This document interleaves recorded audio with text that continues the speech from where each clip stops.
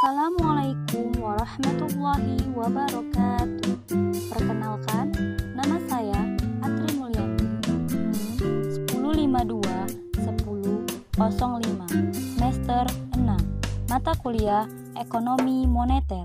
Dosen pengampu Ibu Rika Rahmadina Putri, SEI, MSI. Baiklah, saya akan memaparkan video pembelajaran saya yang berjudul Inflasi dan Stabilitasi. Apa sih itu inflasi? Inflasi merupakan kenaikan umum dan berkelanjutan dari harga barang dan jasa dalam suatu perekonomian. Inflasi mengurangi daya beli uang karena dengan jumlah uang yang sama, jumlah barang dan jasa yang dapat dibeli menjadi lebih sedikit.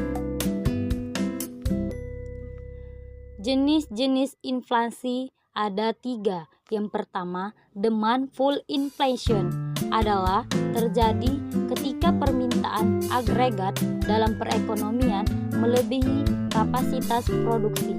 Yang kedua, cost push inflation adalah disebabkan oleh kenaikan biaya produksi seperti upah dan harga bahan baku.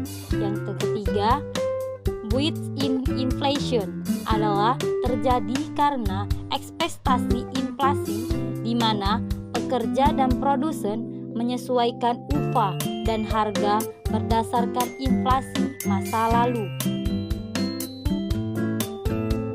Pengukuran inflasi ada 2. Yang pertama, indeks harga konsumen adalah mengukur perubahan harga dari keranjang barang dan jasa yang biasanya dikonsumsi oleh rumah tangga. Yang kedua, indeks harga produsen adalah mengukur perubahan harga dari sudut pandang produsen. Dampak inflasi ada 2. Yang pertama, positif. Dampaknya mendorong konsumsi dan investasi jika berada dalam tingkat yang moderat. Yang kedua, dampak negatif dalam inflasi mengurangi daya beli, menurunkan nilai tabungan, dan dapat menyebabkan ketidakpastian ekonomi. Apa sih stabilitasi? Stabilitasi adalah usaha untuk mengurangi fluktuasi dalam perekonomian dan menjaga pertumbuhan ekonomi yang stabil serta inflasi yang terkendali. Kebijakan stabilitasi ada 2. Yang pertama, kebijakan fiskal, di mana pemerintah menggunakan pengeluaran dan pendapatan untuk mempengaruhi perekonomian. Ada 2 macam kebijakan fiskal. Yang pertama, ekspansif, di mana meningkatkan pengeluaran pemerintah dan menurunkan pajak untuk merangsang perekonomian. Yang kedua, kontraktif, adalah mengurangi pengeluaran pemerintah dan menaikkan pajak untuk mengendalikan inflasi. Yang kedua yaitu ada kebijakan moneter. Kebijakan moneter merupakan bank sentral mengatur jumlah uang yang beredar dan suku bunga untuk mengendalikan inflasi dan mendorong pertumbuhan ekonomi. Ada 2 macam kebijakan moneter. Yang pertama, ekspansif, di mana menurunkan suku bunga dan membeli aset keuangan untuk meningkatkan likuiditas. Yang kedua, kontraktif, di mana menaikkan suku bunga dan menjual aset keuangan untuk mengurangi likuiditas. Ada 3 instrumen kebijakan moneter. Yang pertama, suku bunga.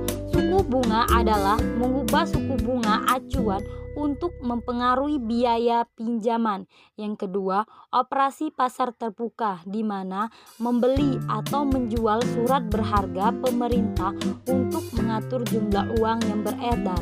Yang ketiga, cadangan wajib, di mana mengatur jumlah cadangan yang harus disimpan oleh bank untuk mempengaruhi kemampuan mereka memberikan pinjaman.